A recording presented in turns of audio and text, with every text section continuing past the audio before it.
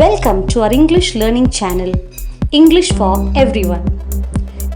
Today we are going to study the most commonly used 25 phrasal verbs.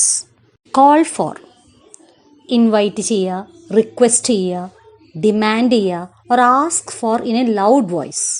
Example, I'll call for you tomorrow morning.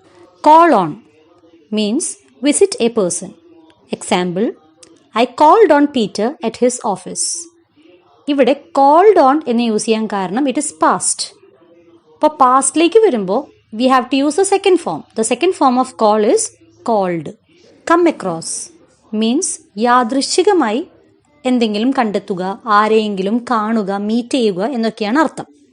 Example, I came across my old toys yesterday when I was cleaning my room. The second form of come is came.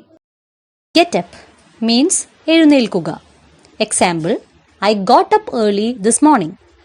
Get into means reach.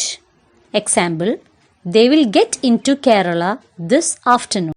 Get over means മറികടക്കുക, overcome ചെയ്യുക.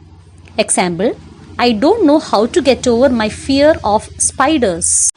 Get about or get around means to travel from one place to another. Example, it's quite easy to get around London. Give away means to distribute, വിതരണം ചെയ്യുക. The mayor gave away the prizes. Give up means abandon, ഉപേക്ഷിക്കുക. He gave up smoking. Here, gave is the second form of give. Go for means to decide or choose or try something. Example, I'll go for strawberry ice cream. Go off means to explode, പൊട്ടിത്തെറിക്കുക. The bomb went off right after the meeting. Go on means to continue. She went on talking. Here, went is the second form of go. Go through means to examine or read. Example, he started to go through the new book. Look after means to take care of someone or something. Example, I look after my sister. Make out means to understand.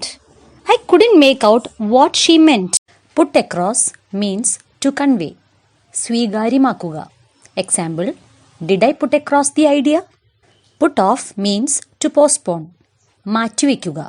Example, the cricket match has been put off to Sunday. Put on means to wear, ധരിക്കുക. He is putting on his rollerblade shoes. Put out means extinguish, അണയ്ക്കുക. Example, it took 2 hours to put out the fire. Put up with means tolerate, സഹിക്കുക. Example, I have to put up with the difficulties. Set off or set out means to start a journey. They set out on the last stage of their journey. Set up means to establish, സ്ഥാപിക്കുക. The travelers set up a camp on the river bank. Turn down means to reject or refuse, വിസമ്മതിക്കുക. He turned down all our offers of help. Turn up means arrive, എത്തിച്ചേരുക. Example, I don't like people turning up without an appointment. Take off means to remove, അഴിച്ചു മാറ്റുക. He took off his tie. ഒരു phrasal verb എന്താണെന്ന് ഇതിനകം നിങ്ങൾക്ക് മനസ്സിലായി കാണും. ഒരു വെർബും ആഡ്വെർബും, അല്ലെങ്കിൽ ഒരു വെർബും പ്രപ്പോസിഷനും, അല്ലെങ്കിൽ ഒരു വെർബും ആഡ്വെർബും പ്രപ്പോസിഷനും കൂടി ചേരുന്നവയാണ് നമ്മൾ phrasal verbs എന്ന് പറയുന്നത്. Look at this example, put off. ഇവിടെ പുട്ട് എന്ന് പറയുന്നത് ഒരു വെർബും ഓഫ് എന്നത് ഒരു ആഡ്വെർബുമാണ്. നൗ പുട്ട് ഓൺ, ഇവിടെ പുട്ട് എന്നത് ഒരു വെർബും ഓൺ എന്നത് ഒരു പ്രപ്പോസിഷനുമാണ്. Now look at this third example, look forward to. Look is a verb, forward is an adverb and to is a preposition. ഒരു phrasal verbന്റെ മീനിങ് അത് ചേർന്നുണ്ടാകുന്ന വെർബിൻ്റെയോ ആഡ്വെർബിൻ്റെയോ പ്രപ്പോസിഷൻ്റെയോ ഒക്കെ മീനിങ്ങിൽ നിന്നും വളരെ വ്യത്യസ്തമായിരിക്കും. അതുകൊണ്ട് തന്നെ phrasal verbsന്റെ എല്ലാത്തിൻ്റെയും മീനിങ്സ് പഠിച്ചാൽ മാത്രമേ അവ നമുക്ക് സെൻറ്റൻസുകളിൽ യൂസ് ചെയ്യാനായിട്ട് സാധിക്കുകയുള്ളൂ. Please subscribe and hit the bell.